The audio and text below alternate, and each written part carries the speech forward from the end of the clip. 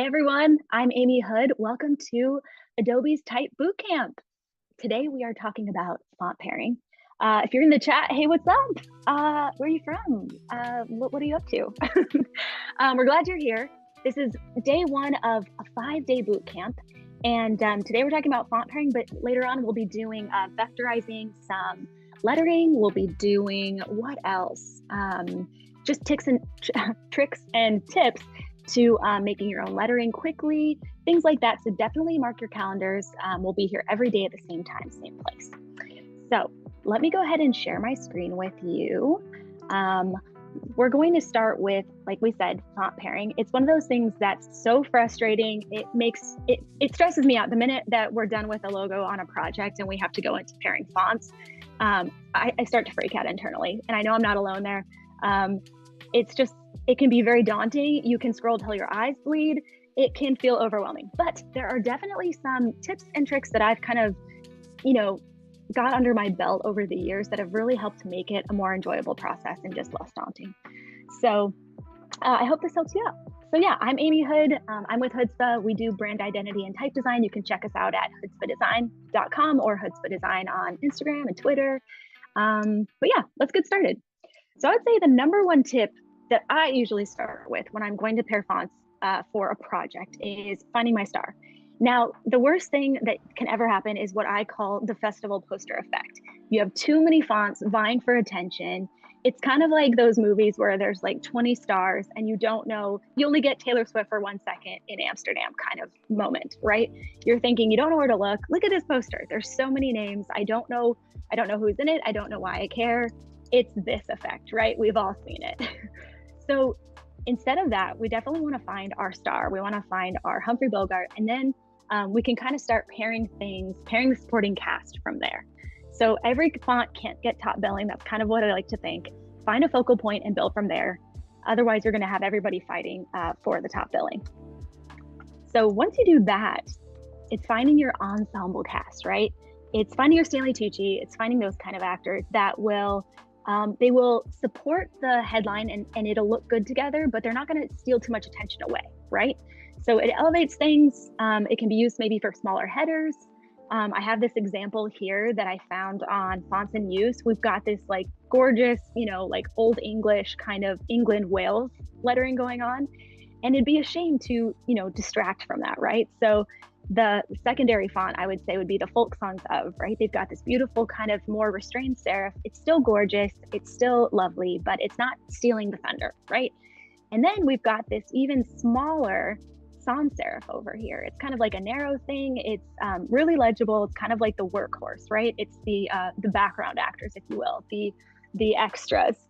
So you kind of have to think about it in that terms. That's how I like to think about it anyway, like casting a movie. So the next thing, and then if you look at these examples that I kind of pulled up over here, I love these kind of vintage matchbook covers are some of my favorite, but you can see this like beautiful script in Company, and then Union Trust is kind of like a more simple kind of sans serif. It's very strong, it's very sturdy.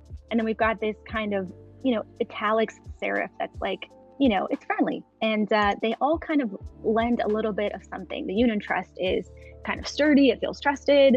The Bank of Friendly Service feels approachable. And then the Company is very like elegant and elevated, like, you can trust that you can put your money here kind of thing.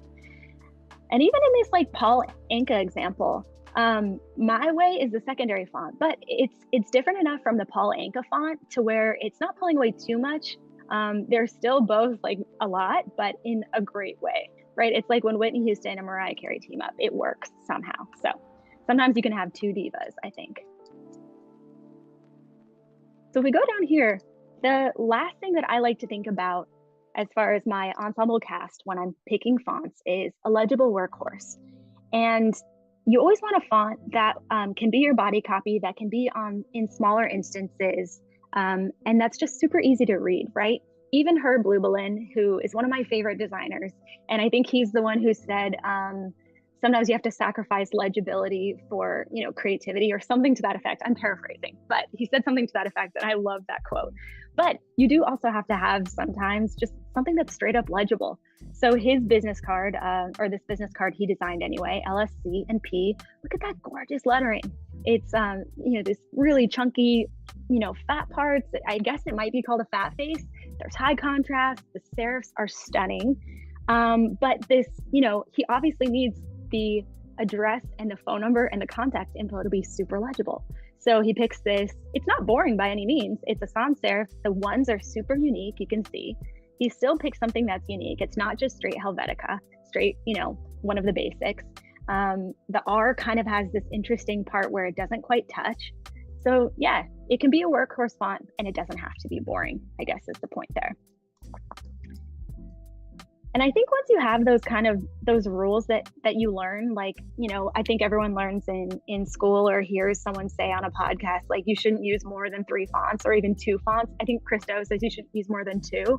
And some people are just like Dieter Rams, like straight up, accident, grotesque. The whole thing is typeset in that, or the whole thing is typeset in Helvetica, just, different weights, different sizes.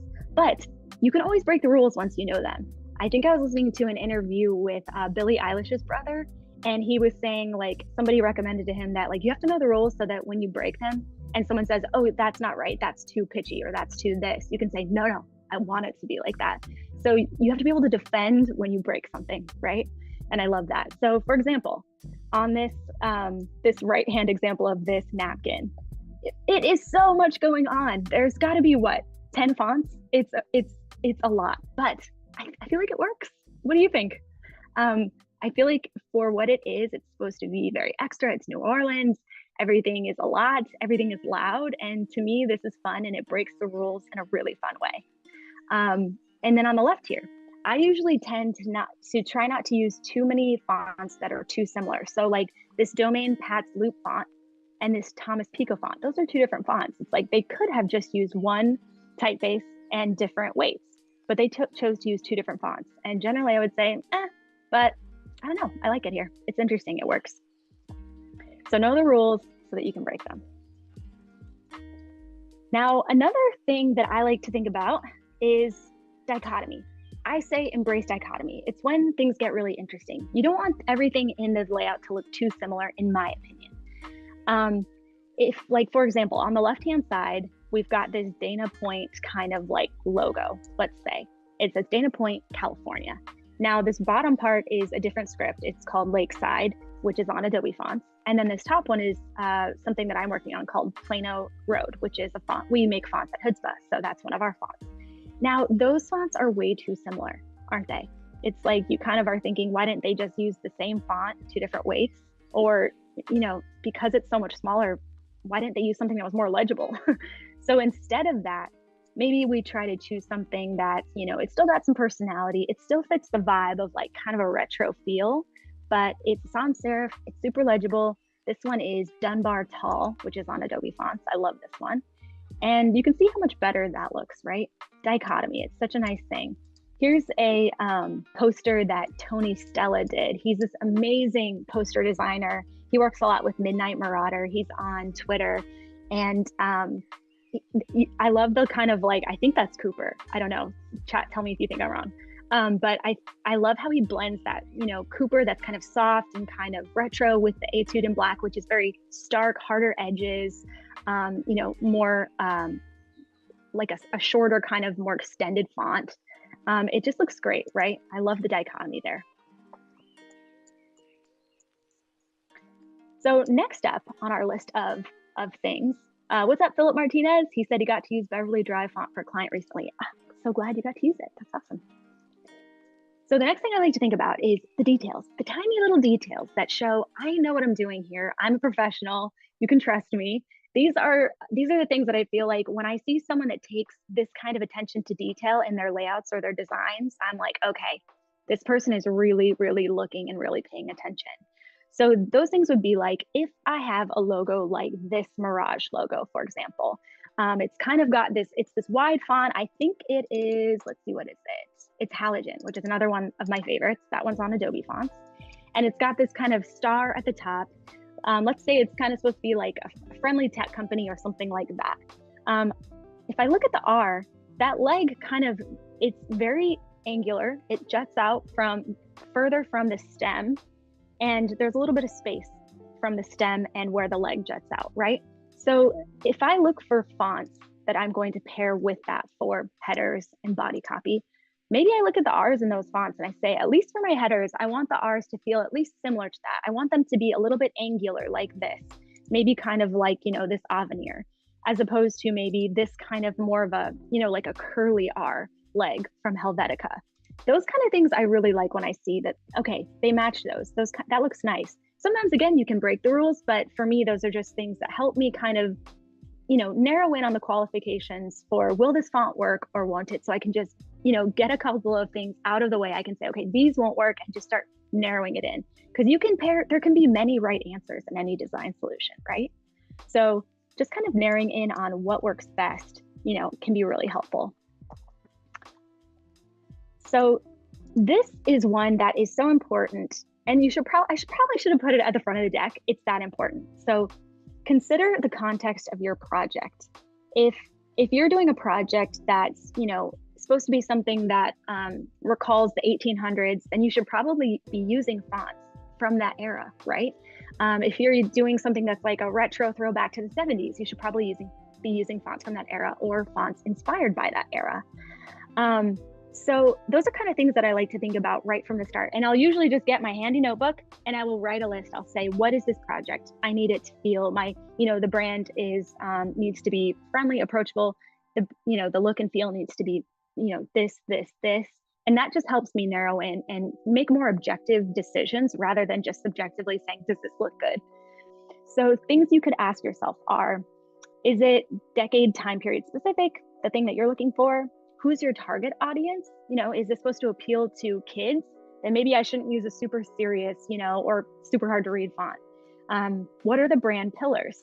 So if the brand that you're designing for is very friendly and very playful, maybe it's kind of like a MailChimp type thing, or something like that, like a milk bar, something like, fun, like delicious cakes and desserts. You might not use something that's super rigid and corporate looking, right? You want to find something that really exudes that personality and kind of sets the expectations for their end user, their end audience, that, this is going to be a fun place to go to eat, and they're going to have really unexpected desserts.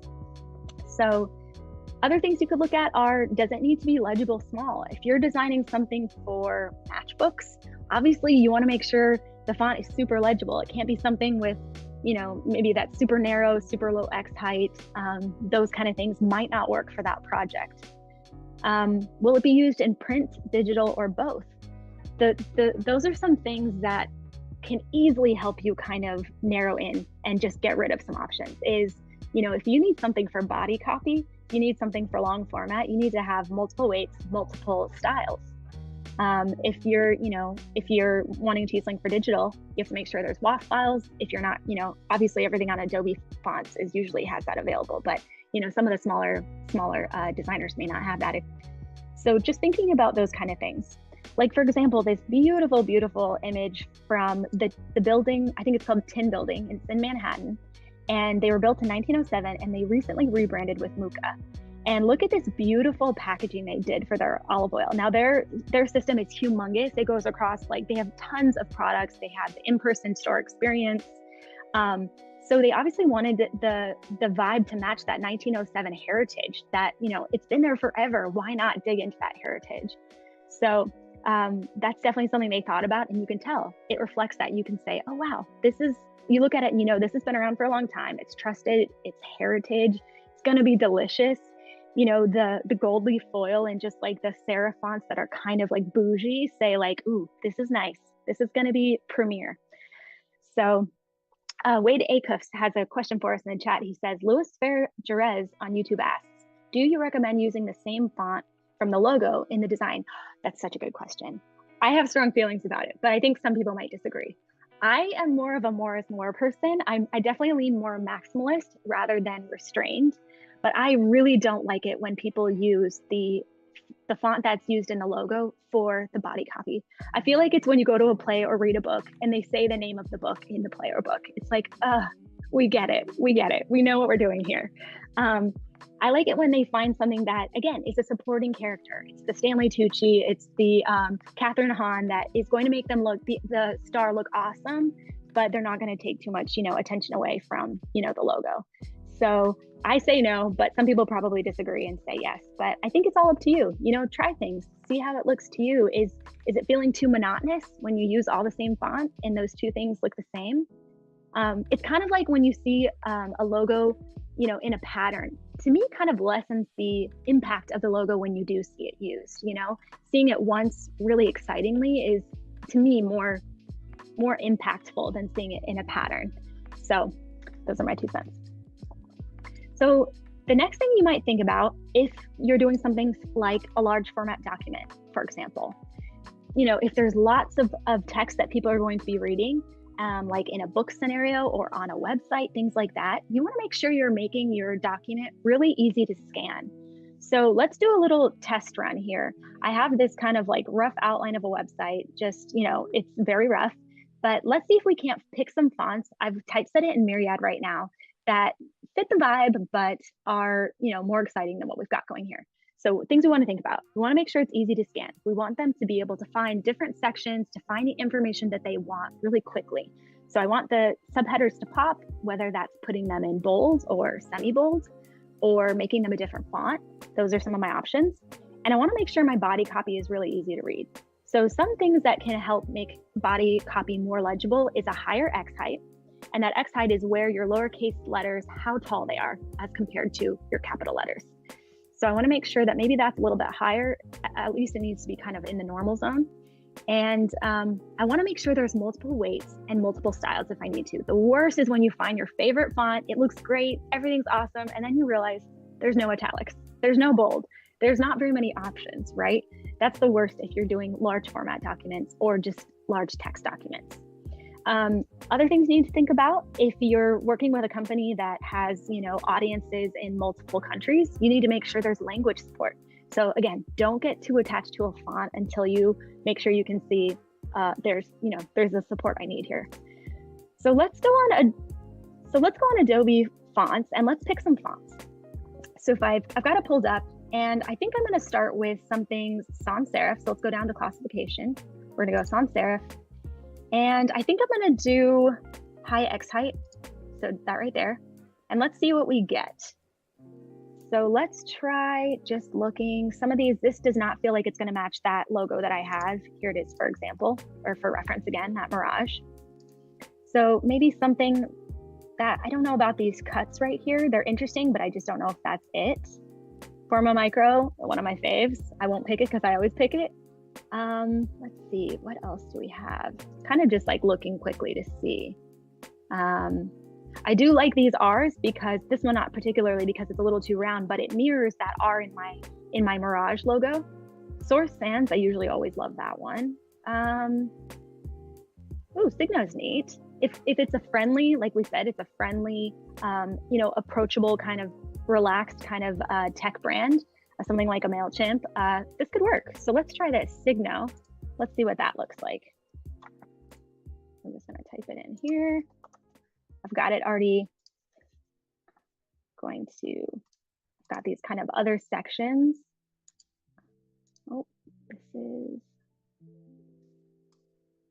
just gonna go Signo here. Maybe medium. Okay, that's looking friendly. That's looking interesting. I could try it all caps. That's interesting. Okay. And then for the body copy, people always say that, oh, you should pick a sans if it's on the web and a serif if it's in print. But I find that those rules don't really apply as much anymore. And as long as it's legible and you test it, then that's all that matters. So let's try, I already kind of have an idea in my mind. I love the font Freight. So let's try Freight. And when you're picking a body copy, always think about, you don't want it to be too light. You also don't want it to be too dark, but if it's too light, that makes it really hard to read. So I definitely don't want to do light. I want to do book. So book or regular is probably a place that you should start at for body copy. Okay, so I like that. This blend says, you know, the font is kind of almost reverse contrast, right? It's a little bit, it's almost fatter in the horizontals than the verticals, which is not standard. So that kind of says, ooh, we're outside of the box. And the body copy says we're trusted. That says, you know, we're not fly by night. You can trust us, right? What's up to Zed in the chat? Hey, Zed. So I'm definitely liking where that's going. And it definitely meets our brand pillars of, you know, friendly, approachable, but, you know, serious about our product. It's legible, check. It's scannable, check. So that would be, those would be a good pairing. So just to walk you through some of the projects that I've done before and just kind of how we paired fonts on certain things.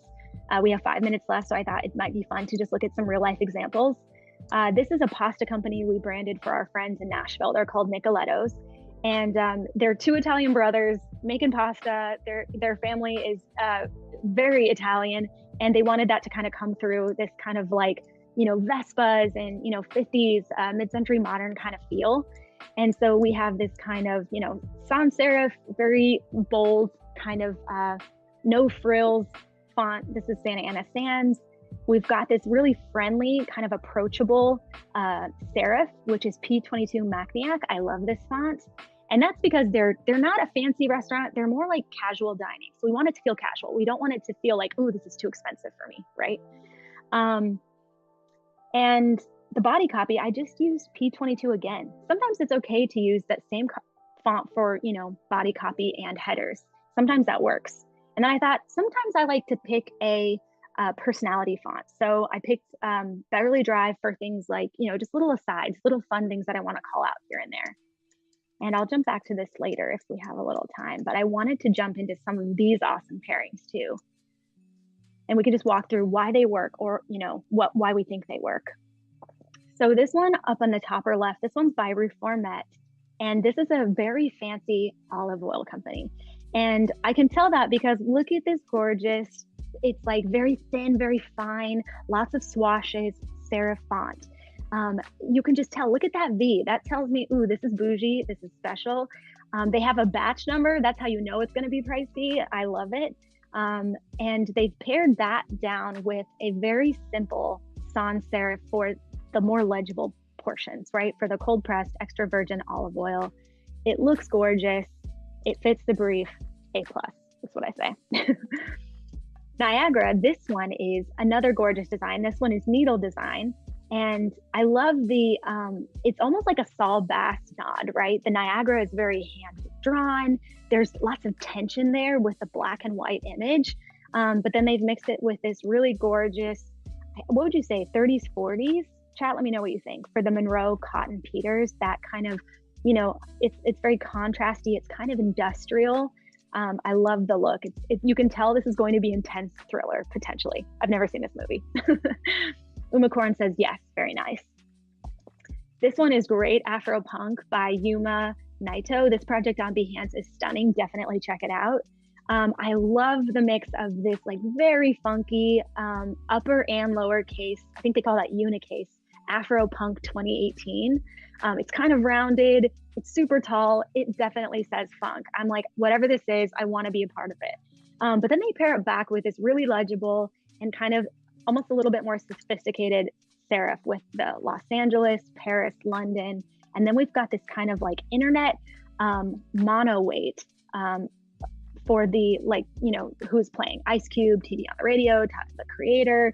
This lineup is incredible. This is the kind of festival I'd want to go to. So A++, love that. And that's, again, a really great use of dichotomy of fonts. So they've got something really funky paired back with some really, legible typefaces. This one by Clutch is a stunner. I love this one. It's they've got this beautiful logo, and they want the logo to be the star. So they use a very kind of basic synthetic automotive oil font. It's a sans serif, and it feels very industrial. And even just everything about the design is very kind of practical, industrial. And I love that, A++. So if you all have any questions about pairing fonts or anything, hit us up. We'll be here all week. Tomorrow we're going to be doing, I believe we're doing vectorizing some lettering. So definitely tune in if you're curious about how to vectorize your own lettering, make your own lettering piece. And yeah, definitely hit us up.